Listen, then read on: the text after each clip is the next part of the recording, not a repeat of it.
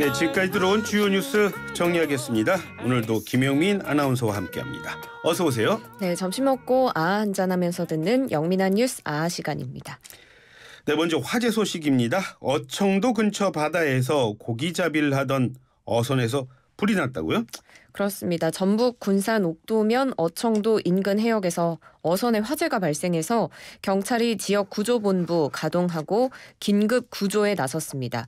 군산해양경찰서에 따르면 오늘 오전 8시 3분쯤 군산시 어청도 남서쪽 33km 해상에서 승선원 12명의 48톤 규모의 어선 A호에서 화재가 발생했다는 신고 접수하고 경비함정 등 가용 세력을 현장으로 급파했는데요. 불이 난 선박 내부에 가스통 2개가 실려 있었다고 합니다.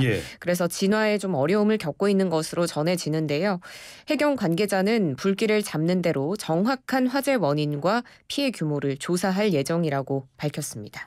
말씀하신 대로라면 12명이 타고 있었고요. 또 바다에서 벌어진 일이었습니다. 인명피해가 걱정이 되는데 어떻습니까?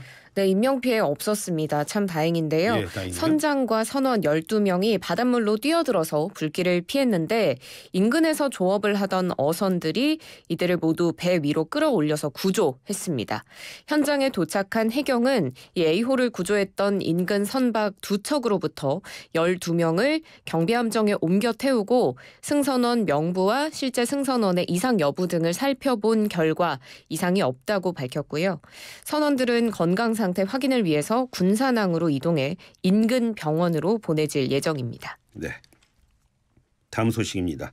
김영호 통일부 장관 후보자 청문 보고서 채택 결국 불발이 됐어요? 그렇습니다. 김영호 통일부 장관 후보자의 인사청문 보고서 채택이 보고서 채택 시한이었죠. 어제 최종 불발됐습니다. 국회에 따르면 외통위 여야 간사인 국민의힘 김석기 의원 그리고 더불어민주당 이용선 의원은 청문 보고서 송부 시한인 어제까지 이제 보고서 채택을 위한 전체 회의 개최 합의하지 못했고요. 여야 간사는 회의 일정 잡기 위해서 막판까지 협상을 했지만 결국엔 의견차를 좁히지 못하고 민주당이 회의를 열 수 없다라고 국민의힘에 최종 통보했습니다.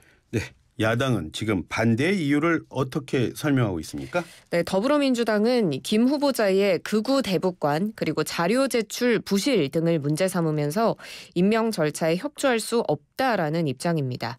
지난 21일에 김 후보자의 인사청문회가 열렸는데 이때 민주당의 김홍걸 의원은 김 후보자가 과거 유튜브에서 한 발언 등을 언급하면서 극우 성향의 유권자들의 입맛에 맞춰 사실에 근거하지 않고 말씀하신 것 아니냐 이렇게 지적하기도 했고요. 또 야당은 김 후보자가 서울 음마아파트 등 부동산 거래 세부 내역, 또 유튜브 채널 경비 세부 내역 등에 대한 자료 제출 거부하자 이제 관련 자료 제출을 계속해서 요구하기도 했습니다. 네. 그래서 국회 외교통일위원회 소속 국민의힘 의원 일동은 오늘 성명을 내고 민주당을 비판했는데요. 지난 인사청문회 진행 과정 돌이켜보면 민주당 위원은 처음부터 인사청문회 파행을 목표로 한 건 아닌지 합리적 의심이 든다고 했습니다. 민주당 위원은 청문회가 열리기 며칠 전부터 후보자가 부실한 자료를 제출한다는 일방적 성명을 발표해서 청문회 자체를 거부하겠다고 협박했고 청문회 당일에도 오전 내내 자료 제출을 문제 삼아 고의적으로 진행을 방해했다고 주장했습니다. 이와 관련해서 대통령실 국회식 입장이 좀 나왔습니까? 대통령실 관계자가 어제 오후에 용산 대통령실에서 기자들과 만나 입장을 밝혔는데요. 절차에 따라 추진하겠다라는 입장입니다. 재송부해야 하면 날짜를 지정해 재송부하고 그 이후에는 법에 따라 추진하겠다라는 입장인데요. 기한 내에 인사청문 보고서 채택이 불발된 경우에 대통령은 10일 이내 기한을 정해 보고서 재송부를 요청할 수 있습니다. 국회가 이 재송부 요청에 응하지 않으면 대통령은 인사청문 보고서 없이도 장관 후보자를 임명할 수 있습니다. 네. 자, 고위공직자 범죄수사처, 보통 공수처 이렇게 말을 하죠. 공수처가 김학의 전 법무부 차관을 수사했던 검사를요. 이 수사했던 검사들에 대한 수사에 또 들어갔다고요? 그렇습니다. 이 고위공직자 범죄수사처가 2013년에 김학의 전 법무부 차관의 이른바 별장 성접대 의혹 수사했던 1차 수사팀 검사들에 대한 수사에 착수했습니다.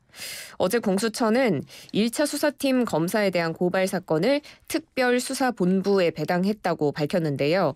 이 특수본은 김진욱 공수처장 직속입니다. 그래서 김 처장에게 수사 경과를 직접 지시받고 보고하게 됩니다. 이 별장 성접대 의혹은 2013년 7월에 경찰이 건설업자 윤중청 씨의 별장에서 촬영된 성접대 동영상 그리고 피해 여성들의 진술 토대로 김 전 차관 그리고 윤 씨를 특수강간 등의 혐의로 검찰에 넘겼는데 이 검찰이 같은 해 11월에 무혐의 종결한 사건이고요. 검찰은 이후에 또 2019년에 이루어진 재수사에서 김 전 차관을 특가법상 뇌물 혐의로 기소했지만 작년 대법원에서 결국 무죄를 확정받았습니다.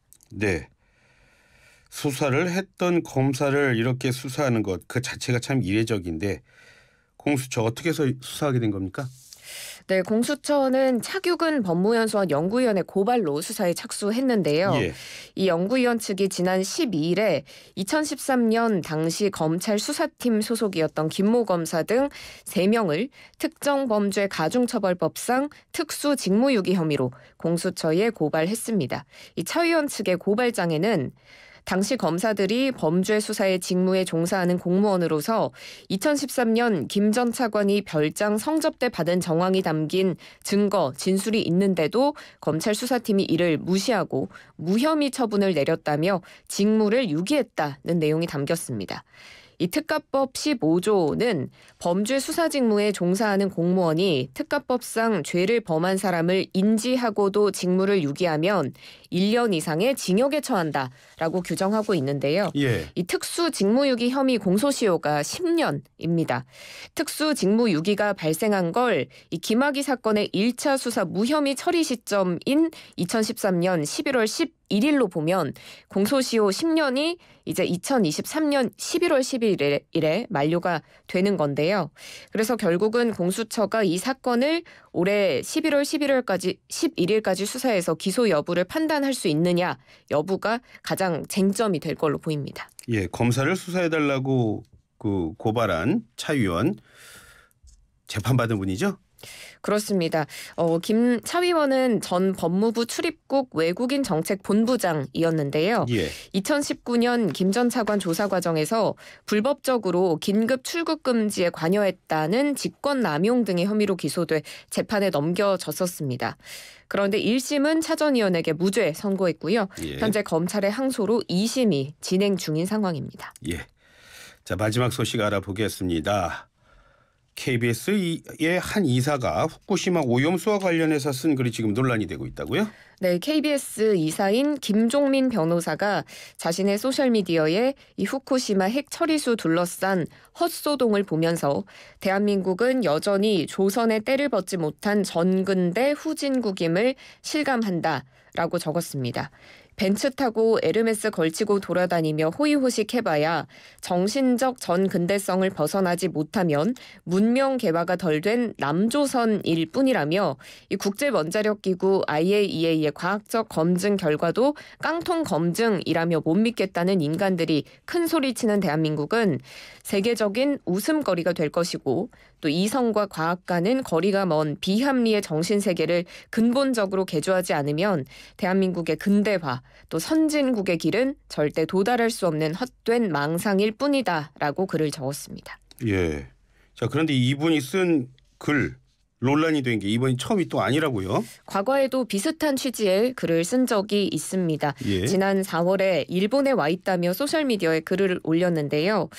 짧은 기간 극히 단편적인 시각이라 해도 다시 우길승천하는 일본의 기세를 느끼기에 부족하지 않다라고 적으면서 일본을 애써 과소평가하고 싶은 정신승리 이해 못할 바는 아니지만 대한민국의 발전과 정신건강에 전혀 도움이 되지 않는다는 등의 글을 적었습니다. 이분 변호사죠?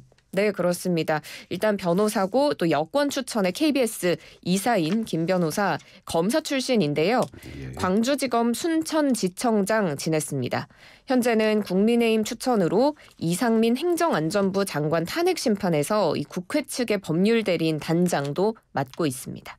그렇군요. 네, 오늘 말씀 고맙습니다. 감사합니다. 고맙습니다. 지금까지 김영민 아나운서와 함께했습니다.